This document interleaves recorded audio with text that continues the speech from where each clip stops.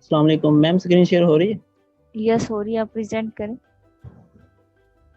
अस्सलाम वालेकुम, मेरा नाम अमीर हमजा और मेरा टॉपिक है divergence. In vector and calculus, divergence is a vector operator that operates on a vector field producing a scalar field giving quantity of vector field source at each point। मतलब हमारे पास divergence में एक vector operator होता है जो vector के साथ dot product करके हमें एक स्केलर क्वांटिटी देता है और जिसे हम डाइवर्जेंस कहते हैं। इसकी एक और डेफिनेशन है, divergence is the net flow of field liquid और substance out of unit volume. ठीक है, हमारे पास जो डाइवर्जेंस है ये सिंपली मेजर करती है कि कितना मतलब how much flow is expanding at a given point. It does not indicate in which direction the expansion is occurring. मतलब ये हमें सिर्फ मैग्नीट्यूड के बारे में बताती है, डायरेक्शन के बारे में हमें नहीं बताती। तो कर्ल के मुकाबले कर्ल में हम मतलब डायरेक्शन भी बताते हैं और मैग्नीट्यूड भी बताते हैं साथ में। ये आगे हमारा इसका फार्मूला है डाइवर्जेंस का, डेल ऑपरेटर डॉट ए। इसके बाद इसके एग्जांपल है डाइवर्जेंस की। हमारे पास एक पाइप है, उसमें से अगर हमारा एक तरफ से पानी जितना मतलब दाखिल हो रहा है दूसरी तरफ से उतना ही बाहर निकल आए। मतलब in a pipe if net flow of liquid into the pipe and net flow of liquid out of the pipe, मतलब अगर सेम हो तो वो जीरो होता है। इसी तरह हमारे पास मैग्नेट है। Consider magnetic field lines originate at one pole and ends at other pole. मतलब एक पॉइंट से जितनी मैग्नेटिक फील्ड लाइंस निकलती हैं दूसरे पोल पे उतनी ही दाखिल होती हैं। तो इसमें भी हमारे पास डाइवर्जेंस जीरो होगी। अगर हमारे पास नेट फ्लो इंक्रीज कर रहा हो तो वो पॉजिटिव होती है डाइवर्जेंस, और डिक्रीज कर रहा हो तो वो नेगेटिव होती है। इसके बाद हमारा इधर हमारे पास एक टर्म यूज हुई है, डेल ऑपरेटर। इसका फार्मूला है डेल इन कर्विलिनियर कोऑर्डिनेट्स में इसको मतलब इसका फार्मूला बनता है E1 over H1 partial over partial U1 plus E2 over H2 partial over partial U2 और E3 over H3 partial over partial U3। ये हमारे पास यूज होता है ग्रेडियंट में भी और डाइवर्जेंस में भी और कर्ल में भी। मतलब ग्रेडियंट में यूज होता है और इसके अलावा ये डाइवर्जेंस में भी और कर्ल में भी यूज होता है। This vector operator possesses properties analogous to those of ordinary vectors. It is useful in defining three quantities that are appear in applications and which are known as gradient, divergence and curl. इसके बाद हमारे पास expression आ जाता है divergence का। इन orthogonal curvilinear coordinate से हम जो vector होता है उसको शो करते हैं a equal to a1 e1 plus a2 e2 और plus a3 e3 unit vectors हैं जो साथ में। और अगर हमारे पास जो दूसरे कोऑर्डिनेट्स होते हैं कार्टेशियन, उसमें हम i j के इस्तेमाल करते हैं। इधर एक्सप्रेशन का फार्मूला है एक्सप्रेशन फॉर डाइवर्जेंस का, del dot a is equal to del into a1 e1 plus a2 e2 और इसी तरह A3 E3। फिर हम इसको अंदर मल्टीप्लाई करेंगे। हमारे पास ये एक इक्वेशन सी बन गई, हमने इसमें वैल्यूज निकाल के पुट करनी है। इसमें हम पहले E1 की देखेंगे, E1 की वैल्यू क्या होती है। E1 इक्वल टू होता है हमारे पास E2 क्रॉस E3 जो कि H2 डेल्टा U2 और H3 डेल्टा U3। ठीक है, इसको मतलब सॉल्व करेंगे H1 और H2 और H3 को एक साइड पे लिख देंगे और डेल्टा U2 और डेल्टा U3 को एक साइड पे। और इसके बाद E2 की भी वैल्यू इसी तरह निकाली हमने, E3 क्रॉस E1।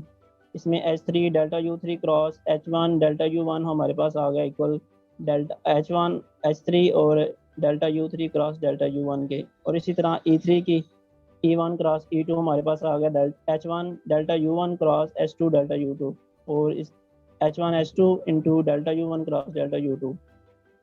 अब हम जो इक्वेशन ए है इसमें से हमने इसके तीन हिस्से बनाए हैं। मतलब उसमें पहले del operator into A1 E1 को मतलब सॉल्व करेंगे, फिर उस तरह उसी से वैल्यू निकालेंगे। दूसरी और तीसरी। यहाँ पे हमारे पास ये फार्मूला ओपन होता है इस तरह, डेल इंटू A1H2H3 और delta U2 cross delta U3। ठीक है, इसको हम मतलब कंसीडर कर लेंगे A1H2H3 को फाइव कंसीडर कर लेंगे और delta U2 cross delta U3 को हम वेक्टर कंसीडर कर लेंगे। हमारे पास ये फार्मूला ओपन किस तरह होता है, नीचे बताया हुआ है कि डेल इंटू पार्शल ए हमारे पास ओपन होता है vector A del five plus five into del A. इस तरह हम मतलब ऊपर वाले फार्मूले को ओपन करेंगे तो हमारे पास सबसे पहले ए वेक्टर आ जाएगा। उसके बाद इसी तरह मतलब फार्मूले के अकॉर्डिंग हमने ये इसको ओपन करना है। तो इसमें ये भी हमारे पास एक इक्वेशन बन गई। इसमें जो होता है पहला जो एंड वाला हिस्सा है A1H1H3 into del U2 cross del U3, इसमें से हम इसको पहले सॉल्व करेंगे, जो कि हम अकॉर्डिंग टू फार्मूला ये जो लिखा हुआ है इसके अकॉर्डिंग टू इसको ओपन करेंगे।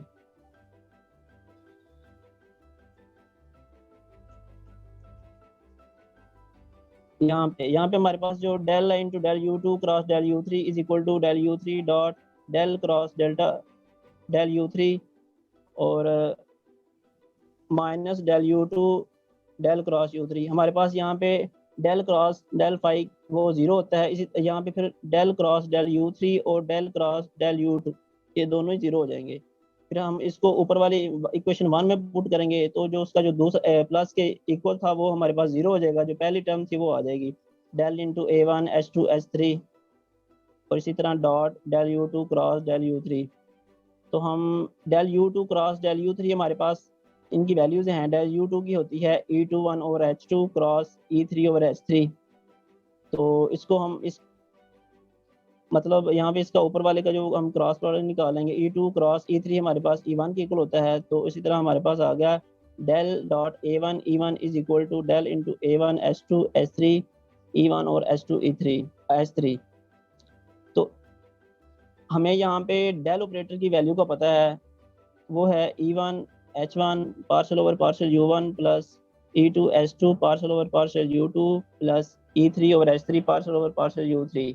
इसको हम पुट करेंगे तो हमारे पास सॉल्व करने से जो आएगा मतलब E1 और H2 हम डेल की वैल्यू पुट करके E1 H2 H3 को अंदर मल्टीप्लाई करेंगे तो हमारे पास जो बचेगा वो होगा del dot A1 E1 is equal to 1 over H1 H2 H3 partial over partial U1 into A1 H2 H3।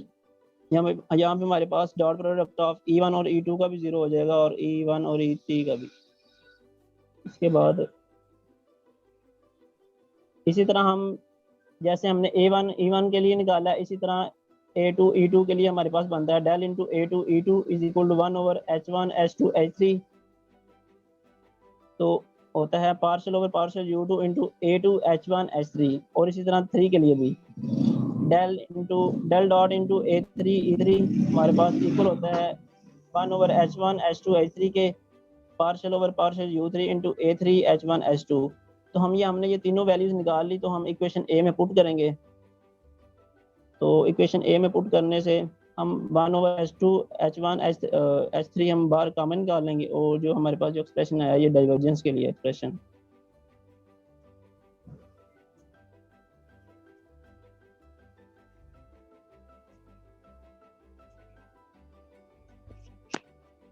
इसकी एग्जांपल बता सकते हैं एप्लीकेशन डाइवर्जेंस की?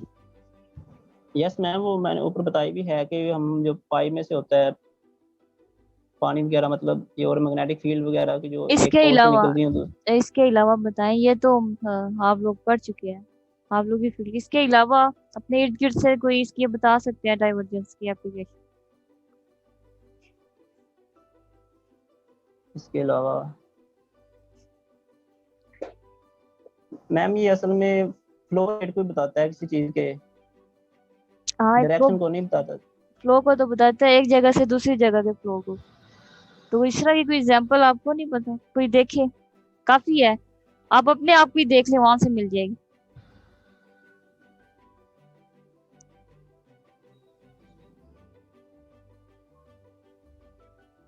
चलिए ठीक है, आपकी स्लाइड तो अच्छी बनी हुई थी। अच्छा ये क्वेश्चन दे दें। डाइवर्जेंस वेक्टर फील्ड पर अप्लाई होता है या वेक्टर वैल्यूड फंक्शन पर? जी मैम। और डाइवर्जेंस हम वेक्टर फील्ड पर अप्लाई करते हैं या वेक्टर वैल्यूड फंक्शन पर? डेल डॉट ए के बारे में पूछ रही हूँ कि वो आपके पास वेक्टर फील्ड होता है या वेक्टर वैल्यूड फंक्शन है? मैम ये वेक्टर फील्ड ही होता है ये भी।